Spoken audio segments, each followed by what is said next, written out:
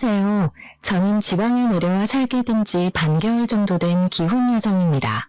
얼마 전 저희 시댁에서 재미난 일이 하나 있었는데 사연으로 올려보면 좋을 것 같아서 찾게 되었어요. 제게 철딱선이 없고 세상 물정 모르는 동서가 있었거든요. 그 친구 덕분에 짧은 기간 동안 얼마나 집안 분위기가 오르락내리락 했는지 몰라요. 다 큰 성인에게 본때를 보여줘 본 적은 없는데 저 또한 그 친구 덕분에 저답지 않은 모습을 여러 번 드러냈었습니다. 지금부터 불과 얼마 안 된 그날의 사연을 들려드릴게요. 저는 감히 남편 잘 만나 제2의 인생인 결혼을 성공했다고 자부할 수 있는 삶을 살고 있습니다. 근데 그렇다고 결혼 생활이 순탄치만은 않았어요. 이유는 바로 동서의 존재 때문이었어요. 남편에겐 남동생이 하나 있는데요. 제가 결혼하고 시동생이 1년 뒤에 결혼하게 되었거든요. 제겐 동서되는 그 친구는 굉장히 부잣집 딸이라서 시모가 유난히 좋아했습니다. 시댁 입장에서 부잣집 며느리가 들어오면 당연히 좋겠죠. 굳이 시모가 그걸 집어내지 않아도 저 또한 동서의 재력에 스스로 위축이 됐거든요. 그런데 그걸 시모가 굳이 저랑 비교를 하더라고요. 원래 어떤 관계든 비교를 하면 서로에게 상처가 되기 마련이잖아요. 시모가 꼭 그렇게 갈등 상황을 만들어버리니 집안 분위기에 나락이 찾아오는 거 아니겠어요? 일단 저희 친정이 그렇게 잘 살지 못하는데도 남편과 결혼을 할 수 있었던 건 남편이 저를 너무 많이 좋아해서 결혼을 밀어붙인 케이스였기 때문이었어요. 시분한 일이 많아서 결혼 인사 때 아니면 볼 일이 별로 없어 괜찮았거든요. 근데 시모는 주야장천 마주하니 저를 싫어하는 그 얼굴을 더 자주 봐야 했습니다. 시댁도 되게 잘 사는 집은 아니에요. 어쩌면 우리 친정이랑 비슷한 형편이라고 할 수도 있습니다. 그런데도 시모는 비범한 며느리가 좋나 보더라고요. 자기 배경이 너무 평범해서 잘난 집안을 원하는 것 같기도 했어요. 예를 들면 며느리 될 사람이 배경이 비범하든지 학벌이 비범하든지 직업이 비범하든지 이런 쪽으로 하나 정도는 뛰어나길 바랬습니다. 제가 결혼 인사 갔을 때도 대놓고 저런 걸 물어보셨으니 시모가 원하는 며느리상 정도는 꿰고 있어요. 근데 저는 시모가 좋아할 상이 아니었거든요. 이도 저도 아니고 너무 평범한 사람이었다 보니 시모 마음에 들 수가 없었던 거죠. 솔직히 결혼 반대가 한 번 정도 있었습니다. 하지만 결국에 시모가 자기 의견을 양보한 이유는 제 남편이 장남이라서 분에 넘칠 만큼 아꼈기 때문이었죠. 사랑하는 자신의 첫째 아들이 저를 죽고 못 살 만큼 사랑한다고 하니까 어쩔 수 없이 결혼을 허락해 준 겁니다. 그래서 저는 처음부터 시모에게 예쁨받지 못했어요. 시모는 자신에게 무언가 해줄 며느리를 원했는데 저는 그럴 능력이 안 되는 며느리였다 보니 제게 못마땅하다는 걸 늘 표현하고 다니셨죠. 결혼식 올리고 나서 저를 얼마나 못살게 굴었는지 몰라요. 시모는 차라리 이혼해도 좋으니 남편이 저를 버렸으면 좋겠다는 생각도 하는 것 같았습니다. 결혼 초에 저랑 남편 관계를 엄청 이간질했었거든요. 내가 분명 50만원짜리 다육이 여기 뒀었는데 없어졌어. 새아기가 집에 올 때마다 여기 주변을 어슬렁거리는 것 같긴 하던데 걔가 집에 오고 난 후로 자꾸 뭐가 없어지는 것 같단 말이야. 또 시적이네. 내 아내 그럴 사람 아닌 거 내가 제일 잘 알거든. 제발 소설 좀 쓰지 마. 시모는 저런 식으로 안 되는 소리를 자주 짓거렸어요. 그래도 그나마 남편이 제 편에 서서 시모를 배척해줘서 제가 스트레스를 덜 받을 수 있었습니다. 어쨌든 시모는 시동생이 결혼한다는 말을 하기 전까지 저를 어떻게든 쫓아내려고 모함하면서 지냈습니다. 그것에 재미를 느끼고 있는 것 같기도 했죠. 나중에 동서가 결혼 인사를 오고 나서부터 저는 완전 시모 눈밖에 나버리게 되었는데요. 동서가 감히 넘볼 수 없을 정도의 부자인 걸 알고는 결혼하기 전부터 1등 며느리 취급을 하시더라고요. 맏며느리는 저인데도 동서가 집안의 유일한 며느리인 것처럼 대접해줬습니다. 며느리는 역시 이런 며느리를 들여야 돼. 네가 있으니까 벌써부터 집안이 화사하다. 너는 어쩜 이렇게 세련되게 생겼니? 사돈 내가 딸 예쁜 거 알고 정말 귀하게 키웠나 보구나. 누구랑 다르게 곱게 자란 티가 팍팍 나네. 칭찬 그만하세요, 어머님. 듣기 부끄러워요. 저희 부모님은 저보고 너무 칠칠 맞다고 시댁 가서 미움받는 거 아닌가 걱정이신걸요? 시무도 시무지만 저는 동서를 처음 봤을 때 동서 역시 만만치 않은 여우라는 걸 느낄 수 있었어요. 동서는 시무를 어려워하는 기색이 전혀 없었고 결혼 인사온 첫날부터 저한테 물 좀 갖다 달라고 부탁하는 대담함을 보였던 사람입니다. 시무와 하루 만에 친해져서 팔짱까지 끼고 살랑살랑 눈웃음도 잘 치는 것이 긴장이라고는 전혀 안 하는 사람 같았죠.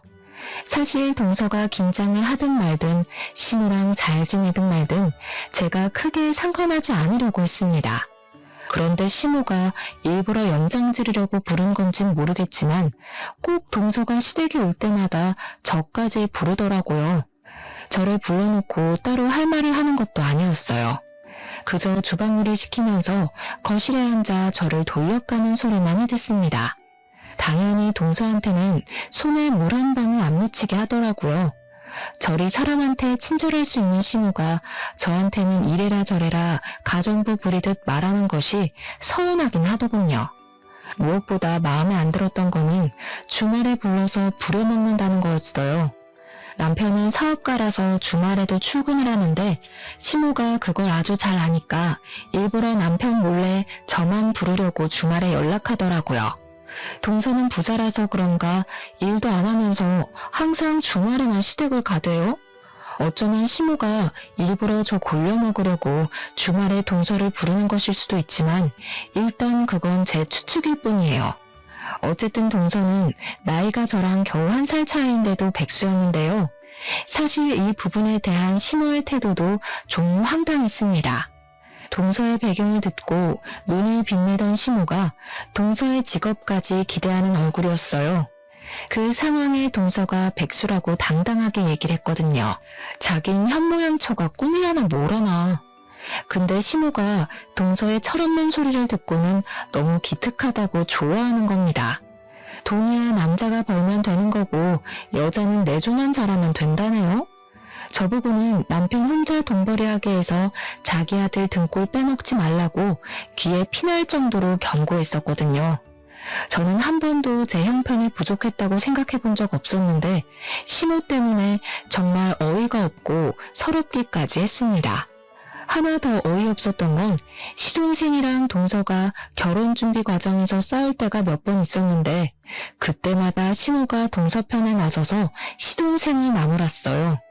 동서의 화가 풀릴 때까지 시동생이 무릎 꿇게 만든 적도 있었습니다. 얼마나 부잣집 며느리 안 놓치고 싶었으면 고집센 시무가 동서의 비위를 다 맞춰주나 싶더라니까요. 정말 혀를 내둘렀었죠. 아무튼 시무는 애쓴 마음이 헛되지 않게 끝내 동서를 시동생과 결혼시키는 데 성공했어요. 동서랑 시동생이 혼인신고까지 마쳤을 때 시무는 마음 놓고 기뻐하였습니다. 그렇게 동서를 향한 시무의 사랑은 더욱 커졌고 저랑 동서를 두고 시무의 편애는 더 심해졌어요. 한 번은 식구들이 다 있는 곳에서 남편만 자리를 잠시 비운 상황이었는데요. 우리 장남도 좋은 맞선 자리 많이 들어왔었거든. 잘 나가고 능력 좋은 며느리감 참 많았는데 애가 워낙 눈이 낮아서 실패했지 뭐니. 내가 우리 장남만 생각하면 밤잠을 설친다니까. 우리 장남도 돈 많은 배우자 만나서 호강할 수 있었는데 다 커서 이게 무슨 고생인가 싶어. 제가 있는데도 저를 대놓고 개무시하는 횟수가 늘어갔습니다. 남편 말고는 저를 감싸주는 식구도 없었어요. 남편이 없는 시댁은 남보다도 못한 관계들이었죠. 아무튼 시무가 동서까지 있는 그 자리에서 저를 개무시했을 때 식구들은 그저 웃기만 했습니다. 다들 장난식으로만 그러지 말라고 말릴 뿐이었어요. 근데 저는 처음부터 시무에게 미움을 받고 시작한 결혼이었고 남편이 제 편이란 걸 너무 잘 알아서 무서울 건 없었어요. 서운한 거랑 두려운 건 다르잖아요. 그래서 제가 식구들 웃는 얼굴에 똑같이 웃음으로 화답하는 건 어렵지 않았습니다. 며느리 돈이 많이 좋으신가 보다. 그렇게 바란다고 어머님 돈 되는 것도 아닌데 굉장히 돈돈거리시네요. 그러다 기대만큼 안 해주면 서운하다고 삐치겠어요. 나중엔 자식 잘못 키웠다는 소리도 하시겠죠? 역시 어머님 같은 분들은 속이 훤히 보여서 웃겨요. 뭐야? 돈돈거려? 얘 말하는 것 봐라. 너 어른한테 말버릇이 뭐 그따위니? 네? 저는 그냥 어머님 말버릇 따라 해봤을 뿐인데요. 어머님이 저에 대한 감정을 안 숨기시길래 저도 그게 좋을 것 같아서요. 그래도 동서가 보고 있는데 저도 체면이 있잖아요. 시모가 어이없다는 듯 저를 째려보더군요. 아마 제 주제에 무슨 체면을 따지냐고 한 소리 하고 싶었을 겁니다. 그런데 제가 그 말을 할 시간을 별로 주고 싶지 않았어요. 시모 성격에 한바탕 다툼이 될 것 같았거든요. 괜히 분위기가 고조될 바엔 그만 주방에서 뒷정리나 하는 게 나을 것 같아서 자리를 떴는데요. 그때까지만 해도 제가 시모를 좀 과소평가했더라고요. 시모가 저 때문에 동서 앞에서 자존심 상했다고 생각했는지 그 상황을 그냥 넘기지 못하고 바로 안갚음을 해주는 겁니다. 주방으로 저를 따라와서 제가 서 있는 싱크대로 그릇을 와르르 쏟아버리대요. 그 바람에 더러운 오염물이 제 옷으로 왕창 튀어버렸습니다. 거의 들이부어진 셈이로요. 비싼 옷도 아니니 버려도 상관없잖아. 이참에 너도 네 동서 보고 옷 센스 좀 배워라. 젊은 나이 아깝게 옷 꼬락서니가 그게 뭐니? 내가 동네 창피해서 맏며느리 있다고 말하기가 싫다. 미안하단 말 먼저 할 거 아니면 제발 입이라도 다물지. 시모는 끝내 사람 속을 뒤집고 가버렸어요. 제가 자기한테 지는 꼴을 봐야만 속이 풀리는 사람이니 그랬을 겁니다. 짜증이 났지만 여기서 제가 또 나섰다간 시모 성격에 이보다 더한 반격으로 갚아줄 거거든요. 근데 식구들 다 모인 상황에서 그렇게까지 분위기를 끌고 가긴 싫어서 참았어요. 그냥 철없는 어른이니 불쌍하게 생각하자 그렇게 스스로 위안만 했죠. 저는 졸지에 많은 양의 물을 튀어 찝찝한 상태로 설거지를 해야 했습니다. 괜히 시모한테 한마디 대들었다가 저만 똥 덜 닦은 기분이 돼버렸어요.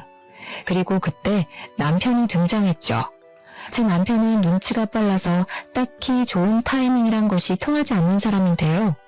그런 남편의 눈에 자기가 없는 동안 제가 어떤 처지에 놓였는지 잘 보였나 보더라고요. 남편이 주방에서 혼자 설거지하고 있는 제 꼴과 거실에서 떠들고 놀고 있는 식구들을 번갈아 보더니 어떠한 의심도 없이 바로 시모한테 가서 큰 소리를 내었습니다. 엄마, 그새를 못 참고 또 저 사람한테 시비 걸었어? 한 번만 더 내 아내 마음대로 부려먹으면 가만 안 있을 거야? 깜짝이야.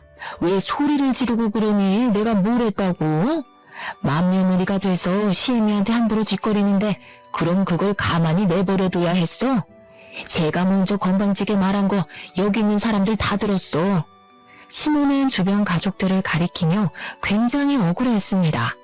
얄밉기로는 세계 최강이지 않나 싶었어요. 저희 집에 얄미운 사람은 시모 하나로 족한데 어찌 그런 사람이 하나 더 생겨버렸다는 걸 이날 확실하게 알게 되었는데요. 다른 식구들도 가만히 있는데 이제 막 식구가 된 동서가 갑자기 나서더라고요. 아주버님 진정하세요. 어머님 말씀 사실이에요. 솔직히 저도 형님 태도에 좀 놀라서 말려야 하나 싶었어요. 형님 말씀이 많이 무례하더라고요. 어른한테 그렇게 말하는 사람 처음 봤어요. 가정교육을 받았다면 저럴 수가 없는데. 들었지? 이제 막 우리 식구 된 막내애가 집안 분위기에 대해 뭘 안다고 벌써부터 이런 소리를 하겠어? 그만큼 전연이 나한테 심했다는 거 모르겠니? 어떻게 아들이란 녀석이 막내 며느리보다 내 마음을 몰라줘? 사람 바보 만드는 거 참 쉽다고 생각했습니다. 만약 시모와 저의 대화를 처음부터 끝까지 들은 사람이 누구도 없고 시모와 동서만 있었다면 다들 두 사람 연기에 끔뻑 속겠더라고요. 그리고 무엇보다 저를 향한 남편의 신뢰가 조금이라도 흔들렸다면 제 시집살이가 굉장히 지옥이었겠죠. 근데 고맙게도 제 남편은 역시나 제 편이었어요. 동서와 시모의 뻔뻔한 태도를 보곤 바로 행동으로 답해주더라고요. 갑자기 저한테 오더니 제가 끼고 있는 고무장갑 벗겨서 그 고무장갑을 들고 가 동서한테 집어던지는 거 아니겠습니까? 가정교육 받았으면 잘 알겠네요. 그쪽이 내 아내보다 아랫사람이니까 설거지 같은 잡일은 먼저 하겠다고 나서는 게 예의예요. 퍼질러 앉아서 숟가락만 끄적이는 건 재수씨 친정이나 가서 하는 거고요. 어머, 너 지금 뭐 하는 짓이니? 얘가 입고 있는 옷이 얼마짜리인 줄 알기나 해? 어디서 세제 묻은 고무장갑을 들고 와서 난리야. 잘못한 건 네 마누라라니까 왜 오만 곳에 화풀이 하는 거냐고. 정작 남편에게 욕먹은 동서는 가만히 있는데 시모가 되레 놀라서 동서를 챙기는 웃긴 모습 연출되었습니다. 그런데 더 어처구니 없었던 건 그 상황에서 누구도 남편과 제 손을 들어주는 이들은 없었다는 거예요. 시부랑 시동생은 시모가 제게 먼저 시비를 걸어서 사태가 이렇게 되었다는 걸 알 텐데 끝까지 모른 체 하고 있더라고요. 심지어 동서 편을 들기 시작했습니다. 그럴 만도 했어요. 시부가 사업을 하는데 동서 집안의 도움을 좀 받았거든요. 동서가 오지랖 부려서 시부 사업을 개인적으로 도와준 걸로 알고 있습니다. 그러니까 시부도 결국 남편을 나무라는 쪽을 선택해버리더군요. 게다가 시동생은 당연히 자기 마누라가 우선인 사람이라 기대를 해선 안 될 사람이었어요. 그저 여자한테 눈이 먼 사춘기 청소년으로 치부해야 했습니다. 자기 여자 함부로 대했다고 남편이 째려보기만 했거든요. 그렇게 식구들이 돈에 정신 나가서 동서를 감싸는 꼴을 보자 남편은 더 화가 났어요. 남편도 시댁 식구들의 본색을 아니까 더 저를 믿고 제 편을 들어줬던 것 같아요. 남편은 그대로 저를 데리고 집을 나가려 했습니다.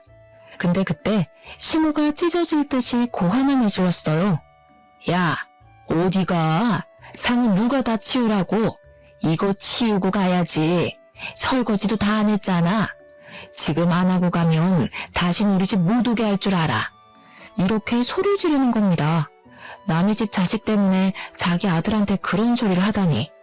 남편은 시모의 말에 대답할 가치가 없다고 판단했는지 대답 대신 현관문 세게 닫아버렸어요. 그리고 제게 사과하면서 당분간 시댁 가지 말자고 명절도 제사도 챙기지 않아도 된다고 하더군요. 정말 괜찮겠어? 괜히 집안 불안만 일으키는 거 아닌가 모르겠네. 그렇게 사랑하는 막내 며느리 끼고 다 하라 그래. 제사고 명절이고 차례고 좋아하는 며느리랑 준비해야 즐겁지. 뭐하러 서로 스트레스 받을 짓을 해? 내가 괜찮다고 할 때까진 엄마 연락 무시해줘. 저보다 더 많이 화를 내주는 남편 덕분에 되게 많이 의지가 되었어요. 솔직히 남편이 아니었다면 얼마나 외로웠을 환경입니까? 내 결혼 쪽박났다고 표현하기 좋을 상황이잖아요. 저는 남편만 믿고 따르기로 했어요. 그래서 정말로 시모의 연락을 다 씹고 먼저 사과도 하지 않았죠. 그런데 역시나 시댁이란 건 남편이 천륜을 끊지 않은 이상 다시 맞닿을 수밖에 없는 인연이 아니겠습니까? 보니까 시모가 딱 그런 사람이더라고요. 아들 중에선 장남이 좋고 며느리 중에선 동서가 좋아서 둘 다 포기할 수 없는 사람이요. 그래서 제가 너무 미운 시모는 장남 때문이라도 저를 완전히 등지지 못하는 것 같았어요. 결국 우리 결혼을 허락해줬던 것처럼 이번에도 먼저 꼬리를 내리는 겁니다. 시모가 그날 다퉜던 일을 우리에게 먼저 사과해주는 덕에 저희의 냉전 관계가 마무리될 수 있었습니다. 그 뒤로 시모는 당분간 남편 때문이라도 제게 시비 거는 걸 좀 조심했어요. 저와 동서가 마주치는 일을 이전보다 잘 만들지 않았죠. 그랬더니 이젠 동서가 몸이 근질근질한가 보더라고요. 저랑 친한 것도 아니면서 어느 날부터 안부 문자를 보내대요. 별로 답장해줄 필요성을 못 느껴서 못 받은 척 그냥 씹었더니 그 뒤로는 우리 집까지 찾아오는 거 아니겠습니까? 동서는 자기가 시모를 잡고 있다는 걸 너무나도 잘 아는 여자였어요. 시댁에서 시모를 잡는 것이 실세가 될 수 있다고 생각하는 것도 같았습니다. 백수니까 심심한지 사람 골려먹을 궁리만 하나 보더라고요. 그동안은 같은 백수인 시모랑 저를 골려먹느라 재밌었겠죠. 그런데 시모가 잠깐 저 괴롭히는 걸 파업 중이라 자기는 따분한가 봐요. 느닷없이 시모의 심부름이 왔다면서 우리 집에 들이닥친 거 아니겠어요? 형님, 이런 궁상맞은 곳에 살고 계셨구나. 이러니까 어머님이 그렇게 무시하시죠. 솔직히 어머님도 별 볼 일 없는 곳에 살면서 왜 그렇게 형님을 깔보나 궁금했거든요. 근데 형님 사는 꼴 보니까 어머님이 그럴 만도 했네. 이런 데서 어떻게 살아요? 저 대사가 바로 우리 집을 처음 방문한 동서의 첫인사였습니다. 인사 멘트만 봐도 예의라고 눈꼽만큼 닮는 년이란 거 느껴지지 않나요? 동서는 우리 집을 들어오자마자 집을 둘러보더니 엄청 비웃더라고요. 당연히 기분 나빴죠. 근데 동서가 하는 모든 말은 다 기분 나쁜 것들이라 딱히 큰 타격은 없었어요. 그보다 다른 말이 좀 더 머릿속에 남았는데요. 저는 동서가 시모랑 쿵짝이 잘 맞는다고 생각했는데 아니었다는 것이 좀 의외더라고요.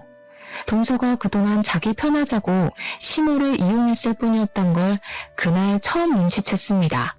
그것도 모르고 시모는 동서랑 대화가 너무 잘 맞는 것 같다고 동서를 엄청 어화둥둥했던 거였어요. 동서의 진짜 속마음을 알고 나서 둘 사이를 돌아보니까 참 재밌는 조합이더라고요. 그때부터 동서는 제 앞에서 시모에 대한 속마음을 굳이 숨기지 않았습니다. 저를 믿어서 그런 건 아니었고 제가 시모한테 미움받고 있는 입장이었으니 제가 아무리 무어라 짓거려도 시모가 제 말을 믿을 리 없다고 생각하는 것 같았어요. 그래서 그런가 갈수록 동서의 입술은 더 험해졌습니다. 저랑 둘만 있으면 거침없이 저와 시댁을 개무시해주더군요. 원래 그렇게 살아온 사람 같았어요. 그냥 자기보다 돈 없어 보인다 싶으면 무조건 다 창해 보더라고요. 심지어 자기 남편까지 아랫사람으로 보고 있더라니까요. 저한테 직접 얘기도 하더라고요. 자기는 시동생을 사랑해서 결혼한 게 아니라 개처럼 헌신을 잘해서라고 말이죠. 나는 내 곁에 개처럼 있어줄 사람이면 돼요. 괜히 비슷한 집안 만나서 피곤하게 며느리 노릇하고 사는 거 지겨워. 지금처럼 못난 놈들한테 돈 조금 쥐어주면 얼마나 편하게 살 수 있어요. 어머님이고 아버님이고 제 앞에서 아주 내 발로 기잖아요. 형님은 그렇게 못해서 개고생해야 되는 거고. 입조심 좀 하는 게 좋을 것 같은데. 돈 많아도 동서처럼 주둥이 싸게 놀리면 결국 가진 거 다 잃게 될걸? 나중에 개망신 당할 일 생기면 어쩌려고 그렇게 허세를 부려. 뭐라고요? 허세는 형님이 부리고 있는 게 허세죠. 가진 것도 없으면서 자존심 하나 때문에 괜히 센 척하고 있잖아요. 내가 잘 사는 게 부러우니까 자존심이라도 지키려는 거 아니에요? 동서는 기본적으로 사람을 무시하는 게 입에 배어 있었어요. 처음에 나이 30대에 백수로 지내는 게 한심했는데 나중엔 백수로 지내줘서 고마울 따름이었습니다. 그 성격으로 다른 사람들에게 얼마나 피해가 되었겠어요. 그리고 사람들 머리 위에 서는 걸 좋아하는 것 같았는데 제가 자기한테 감정상해서 싸움을 걸어주길 바라는 것처럼 시비를 걸더라고요. 상대를 굴복시키는 것에서 재미를 느끼는 것 같기도 했습니다. 난 동서 돈보다 동서 머리통이 너무 부러워. 동서 그렇게 어린 나이 아닌데 인생 정말 편하게 사는 것 같거든. 솔직히 동서가 엄청 깡통머리라서 되게 민폐거든? 근데 동서는 주변 사람들 기분 눈치 못 채고 뻔뻔하게 밀고 나가잖아. 나 그게 너무 부럽더라. 내가 신이었다면 동서 네 머리통이랑 바꾸고 싶다고 우스갯소리를 좀 했더니 동서가 의외로 이런 것에 또 열받나 보더라고요. 저한테 자기 위치를 자각시켜주고 싶었던 건지 사고 하나를 거하게 쳐준 거 아니겠습니까? 제 개인차를 손봐놨더라고요. 차 문 손잡이에 돈 봉투까지 말아서 끼워놨대요. 병 주고 약 주겠다는 건가 싶은 거 있죠. 남편이 그 사실을 알고 동서한테 화가 나서 당장 따지러 가려고 했는데요. 그거 제가 우선 말렸습니다. 그래봤자 동서는 제 똥차를 비아냥거리기만 할 뿐 자기 잘못에 대해선 반성조차 안 할 것 같았거든요. 일단 돈 봉투까지 대놓고 두고 갔다는 건 자기 행동임을 숨기지 않겠다는 뜻과 마찬가지잖아요. 동서가 저질러 놓은 행동에 화부터 내는 건 그저 동서랑 놀아주는 집밖엔 안 된다고 생각했어요. 저는 동서가 제 차를 손괴하는 증거물만 우선 모아놓고서 때를 기다리기로 했습니다. 그리고 차 문제에 대해선 더 언급하지 않았어요. 혹시 시댁에 가서 동서를 마주치는 일이 있더라도 적당히 고분고분한 척 수그려 주었죠.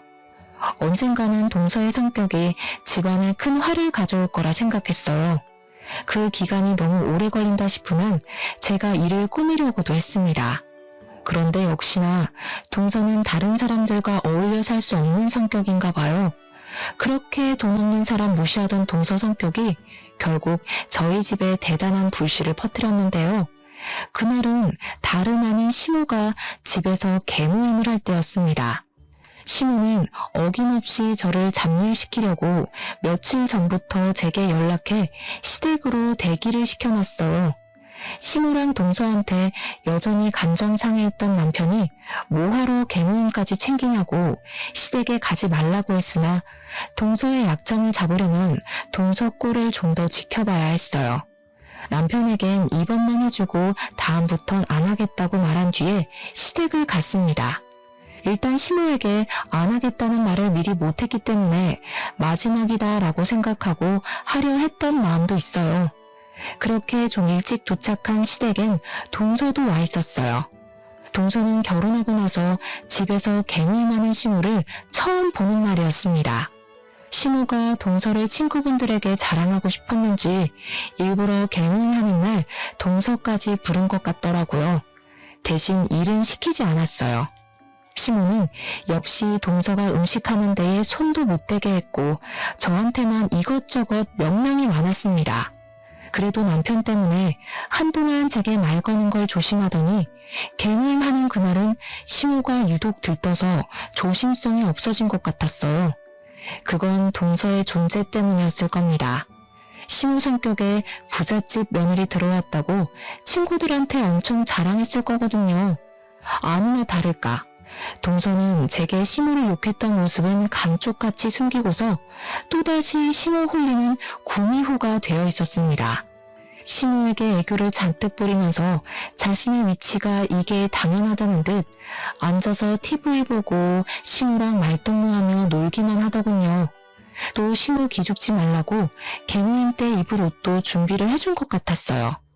내가 좋은 며느리 뒀더니 친구들 만나는데 이런 선물도 다 받아보네. 이래서 집에 누가 들어오느냐에 따라 사람 기분이 달라진다니까. 어쩜 이렇게 기특한 생각을 했을까. 시모랑 동서는 꼭 제 주변에 와서 그렇게 떠들어댔습니다. 예전에는 그저 둘 사이가 좀 꼴사나웠는데 이번에는 제가 동서의 진짜 속마음을 알고 있을 때라 그런지 시모가 동서한테 제대로 이용당하고 있는 걸로만 보이더라고요. 저 둘의 속마음이 서로한테 들통나면 어떻게 될지가 궁금해서 그냥 웃기기만 했어요. 그렇게 개모임이 시작되었고 예상했던 대로 시모가 개모임 사람들에게 동서를 자랑하기 시작했습니다. 저는 며느리가 되고서 한 번도 들어본 적 없는 시모의 낯간지러운 말들이었죠. 내가 아끼는 막내 며느리잖아. 얼마나 싹싹하고 귀여운지 몰라. 오늘 자기들 만난다고 며느리가 옷도 사줬어. 내가 요즘 막내 며느리 보는 맛에 산다니까. 너희들 알지? 나 며느리 복 없는 줄 알고 엄청 스트레스 받았던 거. 제가 주방에서 뻔히 듣고 있다는 것을 알면서도 시모는 말을 가리지 않고 했습니다. 오히려 시모 친구들이 목소리를 낮추면서 제 눈치를 더 봤던 것 같네요. 그래봤자 시모나 시모 친구들이나 똑같은 사람이었지만요. 아무튼 시모는 이미 친구들에게 동서가 부자라고 소문을 쫙 퍼뜨려 놓은 듯 했어요. 다들 집에 오자마자 동서를 찾더니 밥상머리 앞에 앉아서 내내 동서 얘기만 하고 있었거든요. 시모를 부러워하기도 했고 어쩐지 시모가 걸치고 있는 것들이 수준 있어 보인다며 칭찬도 했고 자기들 며느리랑 비교까지 하면서 점점 동서 바라기가 되어갔습니다. 술 때문에 더 칭찬이 과하고 자자했던 것 같아요. 저는 그 번잡한 상황을 주방에 앉아 구경만 하고 있었습니다. 그때까지만 해도 분위기가 좋았어요. 근데 시모가 분위기에 휩쓸려서 술을 좀 급하게 마시더라고요. 몇 잔하고 기분이 너무 좋았는지 계속 동서의 심기를 불편하게 건드리는 겁니다. 아니, 얘가 너무 착해서 그렇게 막 퍼다 준다니까. 내가 따로 말 안 해도 알아서 갖다 바쳐. 아무래도 내가 전생에 나라를 구한 게 아닌가 싶어. 어디서 이렇게 복덩이가 들어왔는지 모르겠네. 자기들도 우리 애한테 잘 보여도 혹시 알아? 뭐 하나 얻어갈 수 있을지. 아줌마들은 시모의 말에 깔깔 웃으면서 며느리가 지갑이냐며 부러워했습니다. 시모는 동서 덕분에 재벌이 된 기분을 느낀다고 나중에 혹시 집도 한 채 해줄 수 있냐고 끝도 없는 농담을 던졌어요. 그게 진짜 농담인지 아닌지는 모르겠네요.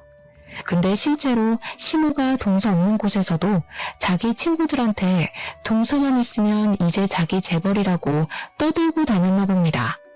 시모 친구들이 시모가 그 자리에서 얘기 안 했던 내용까지 속속히 알고 있더라고요. 아무튼 그 상황에서 유독 제 눈에 들어왔던 건 동서의 표정이었는데요. 시모랑 시모 친구들의 수다가 길어질수록 동서가 그들의 비위를 맞추기 힘든 것처럼 보였습니다. 역시나 얼마 안 돼서 동서가 못 참겠는지 화장실 간다고 자리에서 일어나더군요. 한참 화장실에 있는 것 같더니 시모가 잠깐 자리를 비웠을 때 동서가 화장실에서 나왔어요. 근데 다시 제자리로 돌아가지 않고 주방으로 들어오더라고요. 그리곤 제가 들리게끔만 시모 욕을 하기 시작했는데 바로 이게 문제였어요. 거지년들이 나이까지 먹고 쪽팔리지도 않나. 저런 식으로 새파랗게 어린 사람한테 구걸하고 싶을까? 나는 절대 나이 먹고 저렇게 안 살아야지. 너무 추접하지 않아요, 형님? 글쎄, 동서 돈 쥐어주고 개처럼 굴리는 거 좋아한다며. 내가 보기엔 동서가 원하는 대로 해주고 계신 것 같은데 말이 아다르고 어다르다고. 감히 자기가 나를 멋대로 할 수 있는 줄 알잖아요. 5년에 해주니까 분수도 모르고. 근데 이 개모임 대체 언제 끝나는 거예요? 이 집 아줌마 비위 하나 맞추는 것도 귀찮아 죽겠는데 똑같은 것들 여러 명이나 상대하려니까 피곤해 죽겠어요. 동서는 개모임에 흥미가 떨어졌는지 다시 돌아갈 생각을 안 했습니다. 아예 제 앞에서 속에 쌓였던 욕을 털어내려고 작정하고 자세까지 잡더군요. 그렇게 화가 나면 어머님한테 직접 가서 말하지 왜 뒷담만 까? 동서가 말만 하면 어머님이 어른이 조심할까. 어머님이 동서 엄청 좋아하잖아. 이 형님 순수하시네. 어머님이 절 좋아하는 거겠어요? 제 돈을 좋아하는 거지. 저도 그 정도는 알아요. 그런 사람들 얼마나 많이 봤다고요. 그렇게 싸구려 냄새 풍기는 사람들은 상대해봤자 제 인생만 피곤해져서 안 건드리고 싶네요. 동서가 어머님 좋아하는 줄 알았는데 아닌가 봐. 어머님이 아시면 실망하시겠다. 난 그래도 동서랑 어머님이 잘 통한다고 생각했거든. 어머님은 그렇게 생각하시는 것 같길래. 네? 수준 떨어지는 소리 하지 마세요. 죽었다 깨어나도 어머님한테 손톱만큼의 정도 없어요. 저한테 무슨 일 생기더라도 절대 이 집에 제 친정 재산 떨어지는 일은 없을 거예요. 이 사람들 빚도 있다면서요? 적당히 비위 맞춰주고 살다가 어머님 아버님 죽기 전에 이혼이나 할 생각이에요. 동서랑 저랑 1살 차이인데도 한참 철없고 어리다는 생각이 들었어요. 안타깝게도 동서 또한 술을 몇 잔을 해서 그런지 당시 자신이 무슨 상황에 처해 있는지 전혀 눈치 못 채고 있더라고요. 조금만 정신 차렸다면 알았을지도 몰랐을 만큼 기척도 났었는데 말입니다. 시댁 주방 옆에는 다이닝룸이 하나 있어요. 동서가 화장실 간 사이 시모가 친구 2분이랑 자리를 비웠거든요. 하필 그곳을 구경한다고 들어가 있었어요. 겨우 허술한 나무문으로만 가로막혀 있는 그곳이 주방에서 나누는 은밀한 대화를 막아주기엔 무리가 있었습니다. 저는 그걸 알고 일부러 동서한테 더 말을 시켰던 거예요. 동서가 나타나기 전까지만 해도 소란스럽던 다이닝룸은 역시나 동서의 돌발 발언 때문에 어느새 조용해졌더라고요. 시모가 저희의 대화를 엿듣고 있다는 것을 확신했어요. 시모는 충분히 그럴 위인이거든요. 그래서 동서는 여전히 시댁 식구들 개 같다고 생각해? 아무리 그래도 어머님 아버님은 연세도 있으신데 동서가 이해 좀 해주지. 지금 비위 맞춰주는 걸로도 친구들 데려와서 이 난리인데 이해까지 해주라고요? 사람은 끼리끼리 논다더니. 어머님은 어쩜 그렇게 자기 같은 친구들만 사귀었대요? 친구들도 다 주인한테 꼬리 흔드는 개 같던데. 봤어요? 야, 너 지금 뭐라 그랬니? 꼬리 흔드는 개? 그때 다이닝룸의 문이 확 열리면서 시모가 등장했어요.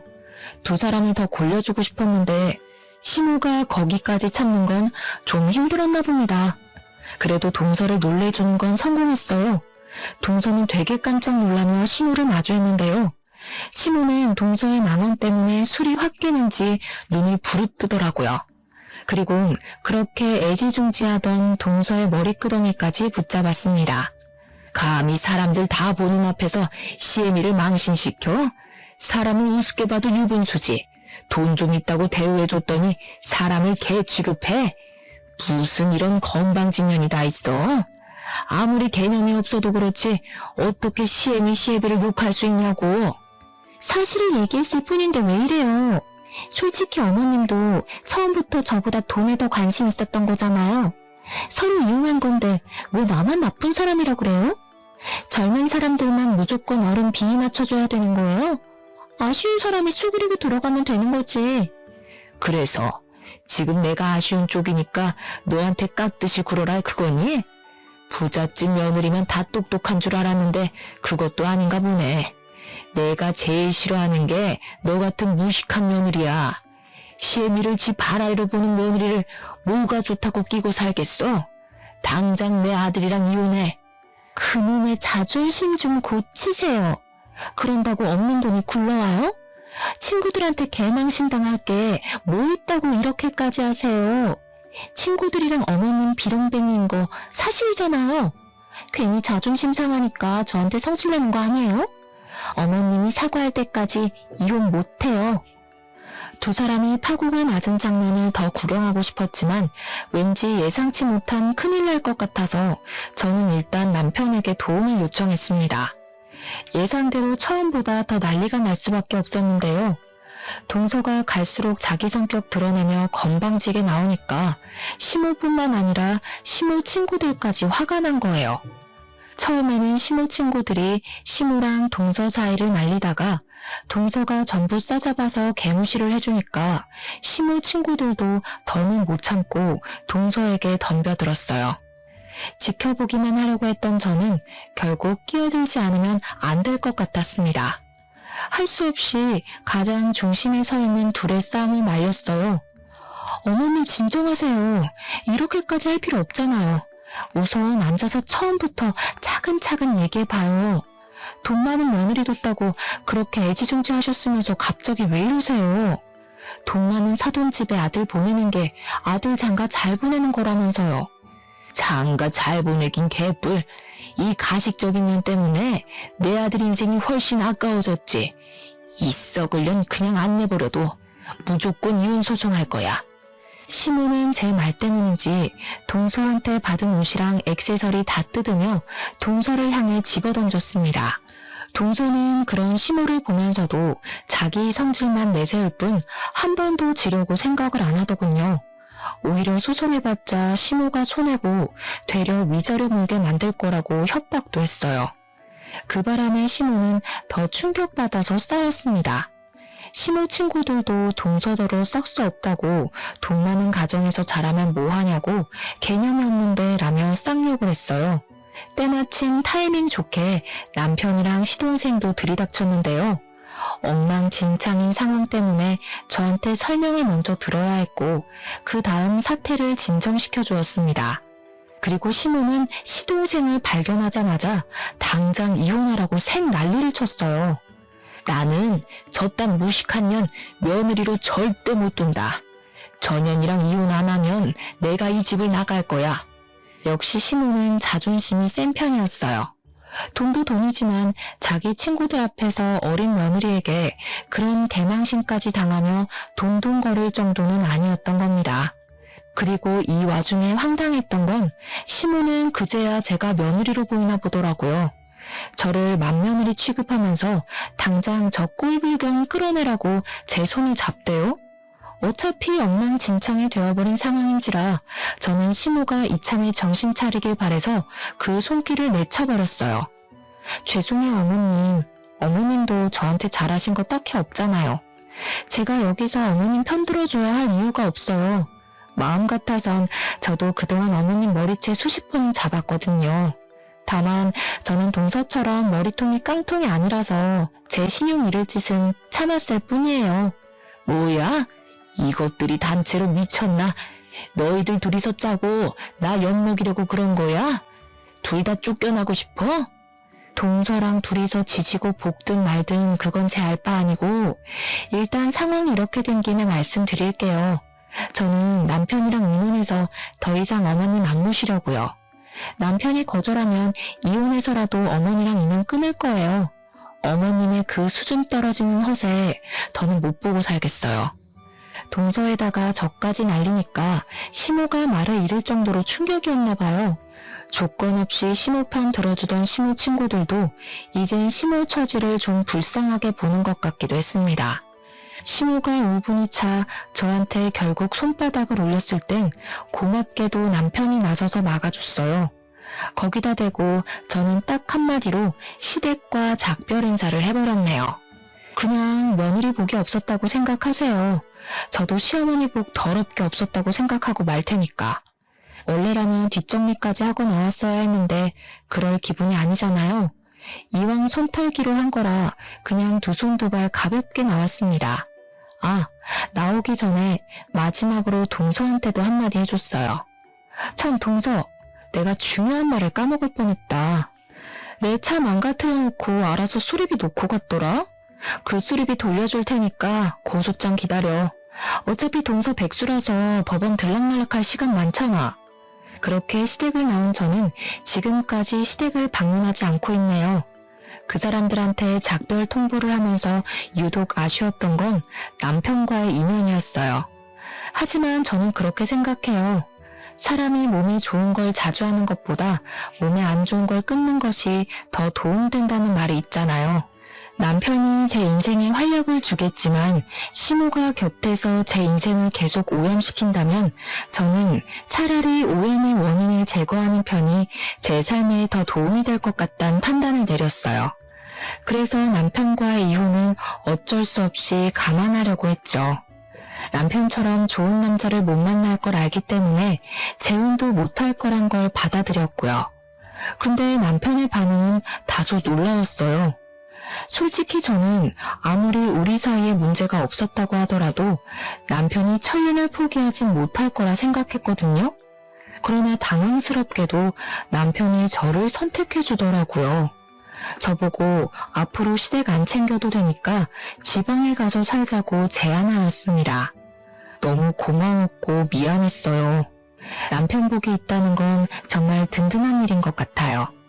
아무튼 그 뒤로 시동생은 시모가 시켜서 진짜 이혼을 하게 되었어요. 근데 소송은 못했다고 들었습니다. 동서 친정 쪽에서 시부 사업 도와주던 지원을 모조리 끊는 바람에 사정이 쪼들렸고 그래서 소송할 돈이 없었다더군요. 그것 때문에 시모가 더 뿔이 났다고 했어요. 그래서 결국 시모가 동서에게 마지막 선물을 주었다고 들었어요. 시모 성격에 그 치욕을 고스란히 당하고 있을 사람이 아니란 건 알고 있었는데요. 시모랑 시모 친구들이 진짜 독하고 무서운 게 동서가 금수저인 것까진 어떻게 망칠 수 없어서 동서한테 개인적으로 똑같이 치욕을 주려고 했나 보더라고요. 동서가 차량 손괴죄로 고소당해서 조사받으러 출석한 날에 시모랑 시모 친구들이 동서 뒤를 밟았다가 인분 섞인 물을 동서한테 들이부었다고 했어요. 근데 하필 장소가 계단이었던지라 동서가 쏟아지는 물 때문에 중심을 못 잡고 넘어졌답니다. 그렇게 계단을 몇 개 굴렀는데 그 사고 탓에 팔꿈치 금이 가버렸다지 뭡니까?